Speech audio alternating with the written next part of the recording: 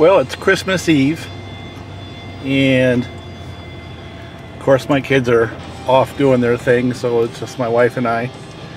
I have a project I have to do.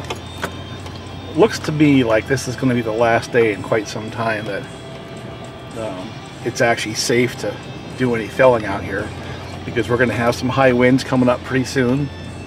The temperature is going to drop into the single digits. I was out last night tackling stuff like that till 1 in the morning, so I'm pretty tired. I was planning to do this next week, but just the weather's going to turn. Why is there a time factor on this? And that's kind of an interesting story. Maybe a good lead-in. One of the guys I work on the saws for is a logger. Got a couple like that, and this one in particular is one of the nicest fellows I've ever met. Very, very good person. And not because he's going to help me with firewood, which is jumping ahead, just because that's how he is. One of the most straightforward and honest people I've ever met in my life. And I think I'm going to put some clips of him and some of his commentary into this video. He brought a splitter up, and he wants to help me process the rest of my firewood. And in that regard, I figured it might be nice to actually get some fresh firewood as compared to the junk that's back in there I need to push off. I can see he's been in there with a dozer. He's got a dozer. The dozer's over there somewhere. See where he's been tracking. So I figured what I'd do is I'll take down a couple of hedgerow cherry trees and a couple of hedgerow ash trees that won't be logs, but I can in fact burn them this year, because both those are pretty much, as you drop them this time of year, they're ready to burn. Unlike things like beech and maple that need some time to dry out. And then sometime next week I'll come up with a big 10 and pull them off the hill and drag them right up to the house, because he's going to be here Saturday, I guess, and it's supposed to be single digits, and I don't think we're going to want to be out here trying to start diesel equipment up in single digits in the middle of the woods. Let's see. But you know what this is a lead into is another one of those gut check, reality check type things. And his world and his priorities are quite a bit different than mine. You know, he does it for a living. I do it for fun and games. And a couple of topics that seem to come up frequently on the channel I think need to be discussed just a little bit, because they are relevant, and the way people deal with these two things depends a little bit on their circumstance. Now, what might that be? Well, one is bar selection for your chainsaw. You know what I'm saying? That's not the most exciting topic, but it's one that needs to be discussed. And the second is how low or where do you actually make your cut on the trees. A lot of the trees that I cut are either tapped, for that matter most of the ones I did when I was logging the one set of woods a couple years back were ones that had taps in them at some point, or they're like this in the hedgerow where they have a lot of fence line. And in those cases where they're either hedgerow or tapped, what I do is I'll actually make my cut where I think I can put the bar in the tree and not find metal, or possibly in combination with what's simply most convenient to deal with these ugly trees. And that doesn't prioritize getting the most out of the log, because most of it's just getting them on the ground safely, number one, and number two, they're going to be firewood.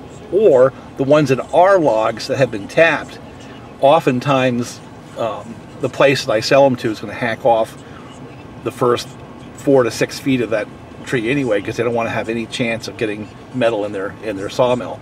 And because of that, it gives me the latitude to find an easy place to make my cut. Now, Matt, on the other hand, first of all, would never bother with that kind of wood. That's not going to make him the kind of money he needs to make a living, number one. And number two, he's going to want every inch of useful log possible to get the maximum dollar out of a job. So he likes to cut them as low as he can. He'll get right down to where the roots are almost. I mean, he's literally 6 inches off the ground. So selective cutting with directional felling is the best way. We had a hole over there to put the cherry in. So the notch was on this side, and then the back cut around, dropped it in the hole, and there's just basically the remnants of the little top over there. With pretty much everything else was either log or firewood come out of it. I want to see someone split that one with an axe. That'd be a tough job. And you cut them nice and low to the ground. Try not to waste too much wood or leave tall stumps around. So I got a question for you. Me bore cutting, is that a waste of time? No, bore cutting is great. And I did too. You can actually see I kind of missed just a little. Okay, here was my original hinge. I cut the spears off. So right there was the wedge. And this bore cut came through here like this, you see? And then I came around here and cut. Just missed it just a little bit. It's not a big deal. But bore cutting is much safer. You shouldn't get a barber chair with bore cutting. Yeah.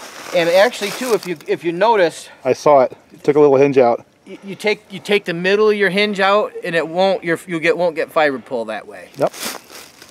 So how did you cut this one down? Look at that thing. Yeah. So the wedge was over here, as you can see, and of course you had to go in from both sides with the saw to make it to the middle. You can kind of see how far it reached in. You know, here and here, and you know, because the root flares probably would have come out that far. But there's your face cut. There's your face cut. Board, and of course I recut off the hinge. The hinge, yep. So it's all clean, and then cut off the root flares. But you just got to make sure you get to the middle on them. And with a 24-inch bar on the really big ones, sometimes if you can't quite reach the middle from your sides, you get it bore cut from the front. You bore cut it through your hinge. That keeps fiber pull, and that lets you get the middle out of the tree out. So even with a tree that size, which is a pretty good sized tree, you can cut them with a 24-inch bar. I still want to see somebody split one of those with an axe. That's some nice sized trees. Yeah. Very cool. Thank you very much. Yeah, you're welcome. So our table is still there. Maybe it'll stay there for the winter. I don't know. Isn't that funny? Let me see if it moves. Oh yeah, where were we? Oh yeah, where you make a cut. So most of the loggers around here are going to log, first of all, premium wood, not junk. Certainly not tapped maples if they can help it. So they will cut as low to the ground as they can to get as much of that tree as possible. Over a year, you know, hundreds and hundreds of trees, that foot's hundreds and hundreds of feet, you know what I'm saying? So they do that. Me, on the other hand, that's not a priority. With things like the taps and the barbed wire, not hitting metal is a priority, number one. And then stuff like this, these big old trees, you know, I'm going to take a cut where it's easy for me, because I'm not trying to get a log out of it. Most of it would be firewood. And oftentimes I'll come back later with a stump saw and take those stumps, you know. Completely different set of priorities. Now, in the backwoods there, where I don't have any tapped maples, you know, where I logged that, I guess 7 or 8 years ago, I did go right to the ground as close as I could, because I was looking for that extra foot. So I certainly understand it. But some of the guys will look at what I've been doing the last couple of years, especially hedgerows, and goes, how come you're cutting 1.5 feet off the ground? You're wasting all that tree, like that one right there. Well, I don't know if I could get a lot lower on that one, because there's stones in there, so that's not a good example. But you'll see them. And that's why. It's because the logs that I was getting out of the previously tapped maple, they wanted me to take off as much of the butt of that tree to make sure I didn't send them any metal. Now the second thing on that list of priorities is bars. And I think what I'm going to do is I'll go back and lay some out on the bench and look at them a little bit. That one there's got a variety of problems based on its skidder encounter. Nothing that can't be fixed. I think the worst problem is the broken fin, but you know something, it'll still run. Things like that. A little piece of plastic and the handle broken. So the bar is bent. You know, pretty much if you look at a video from the Husqvarna folks and stuff like that, you make your face cut, and then you'll have a parallel bore cut, and then work your way back, and then cut the tree loose. He bore cuts everything, every log, sometimes from either side. He's got some logs that are 36 inches or more in diameter, but he still does it the same way. Right by the ground, face cut, bore cut. Every once in a while he'll come in from the front and take out some of the hinge, but that's how he does it, and that's the right way. I don't do that much bore cutting from the side. I bore cut from the front to take out some of the hinge and then get back into the center part of the tree so I don't have pull out of the center. My trees aren't as large as his, you know, and I'm not as good as he is. So I do that, it works fine. I don't have pulls, I don't have barber chairs and things like that. But why that's important is this. I've gotten away with using total brand bars.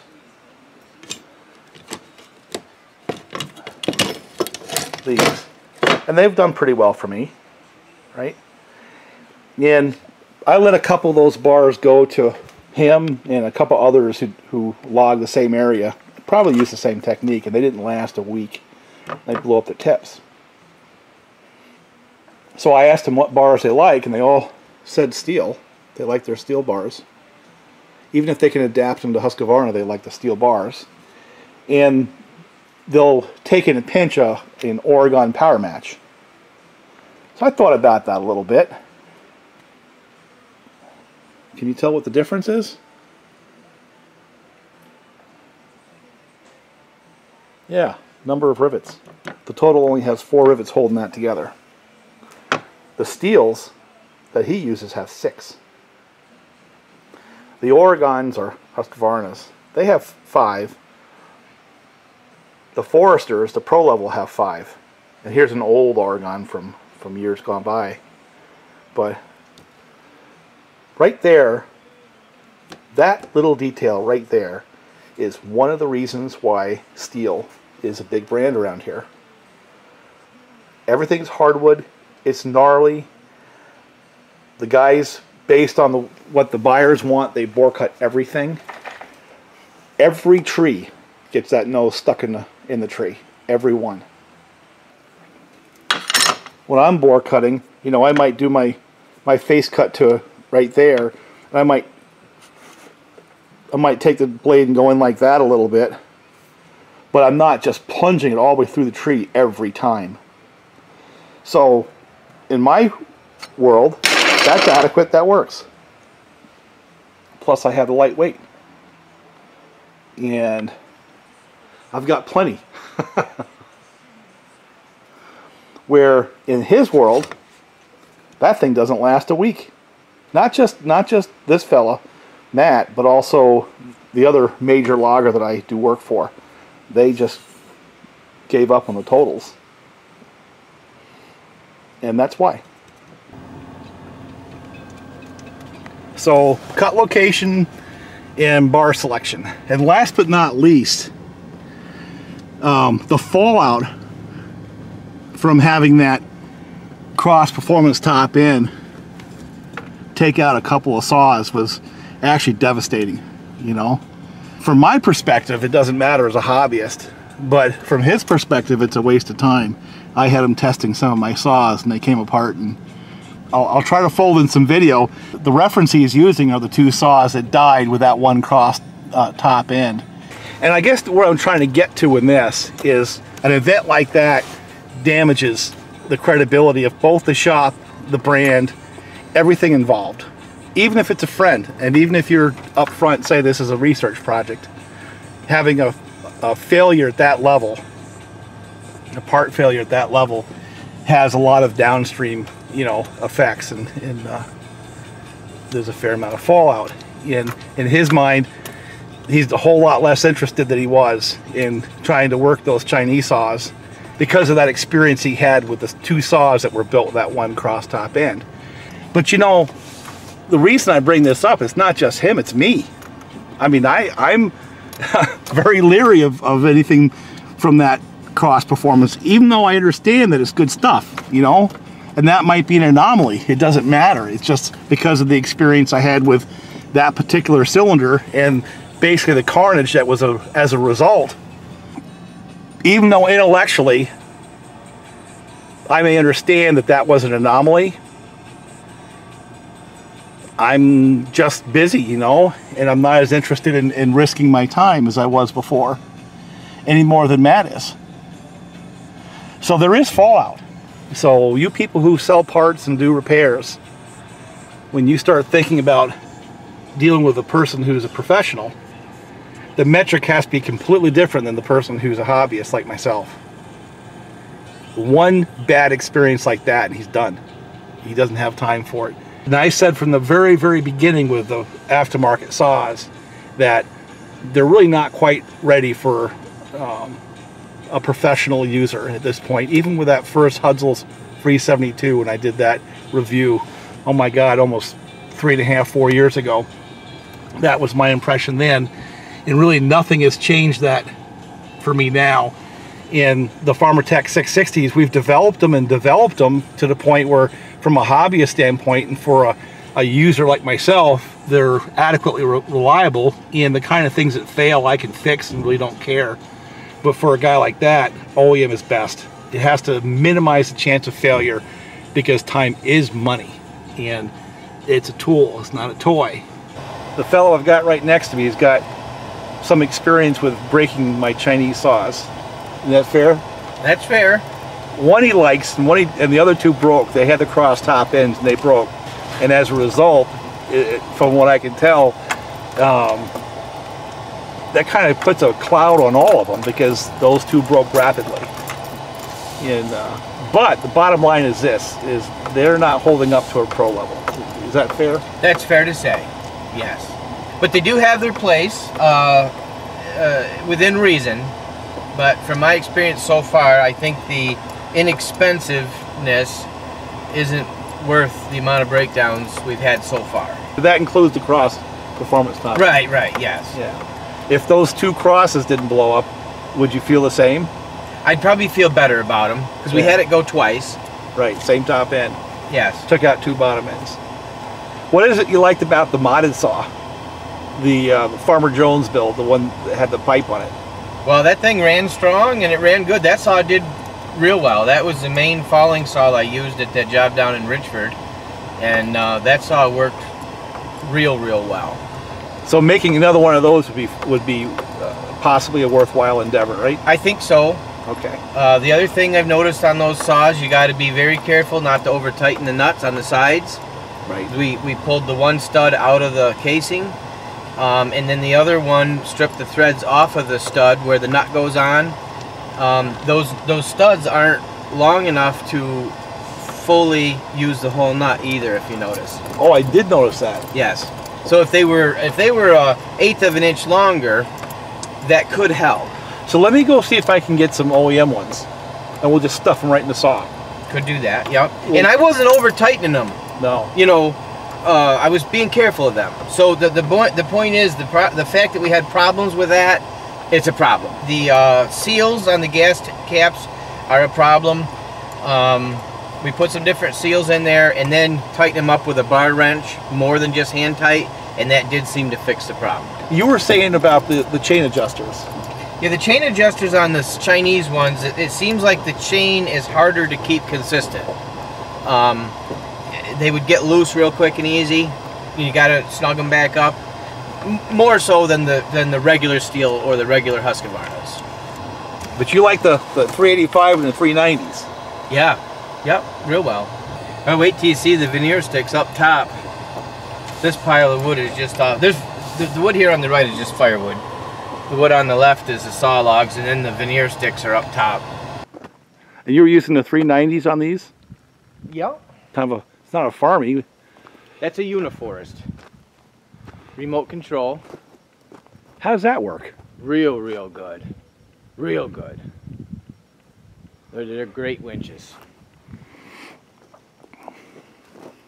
He will continue to work with me, and part of what we're going to try to do is see if we can develop the MS660 and possibly another saw, to the point where we know what blend of parts, combination of aftermarket, OEM, or even better high quality aftermarket such as Meteor, can actually be put together into a saw that can land in a world like that and survive. That is the goal of the research that he's helping me with. You know what I'm saying? But to this point in time, we've failed miserably, and I just find it sort of ironic that the all Farmertec saw, the Farmer Jones, is the one that did survive to this point in time. I took it back because I want to use it like today. I want to use it now. But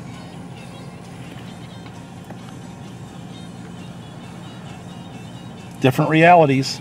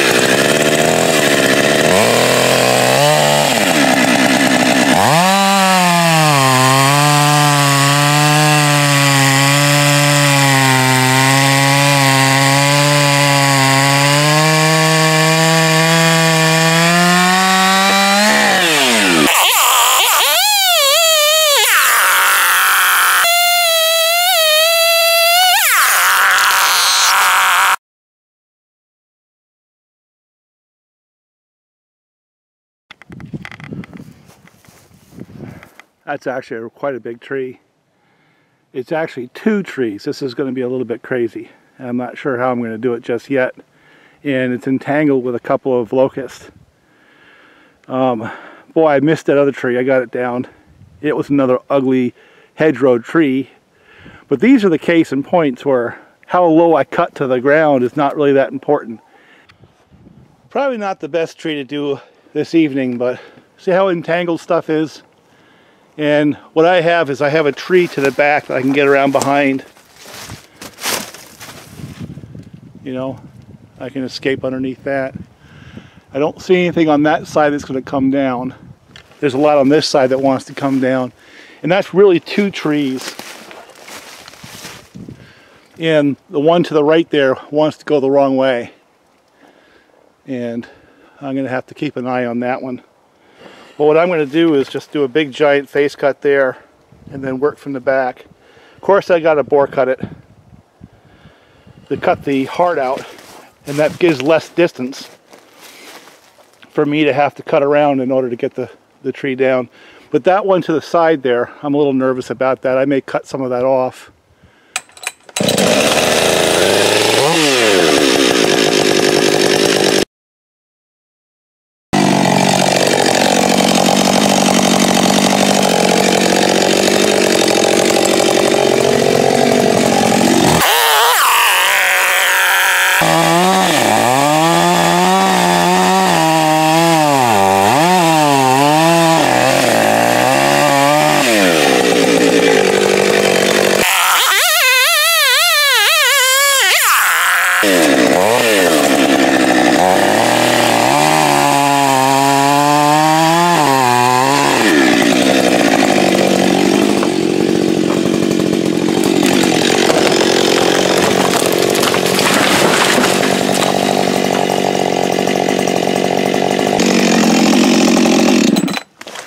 Alright, got that one down. The other one's hung up on these other trees. I'm just going to pull it with the tractor.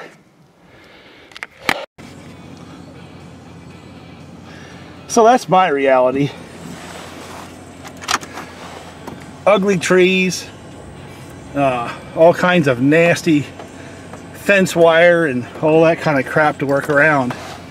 So the textbook location and the textbook approach gets tossed in favor of, let me just get the thing on the ground without having stuff come down and knock me in the head, you know.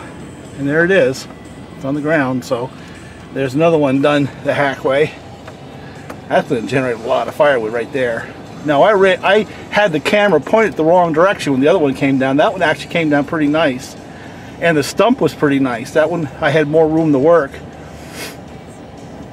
and had things lined up where it was a little bit nicer from an aesthetic standpoint. But my point is, does it really matter? No, not in this scenario. But in Matt's, it absolutely does matter, because number one, he'd never log something like that. You wouldn't want to risk him or his crew, and plus there's no money in those trees. The point of this is realities. Mine's different than his. My priorities are different than his. And, kind of a follow-on to that video where everybody has a different perspective, and you have a lot of people online saying this is how you do things. You know, Matt will tell you how to do things, I'll tell you how I do things. And for a person in my world, my approach works. A person in Matt's world, that's a better approach. My approach on hedgerow trees wouldn't work with trees that are going to the mill to be sold. Different, just different, totally different.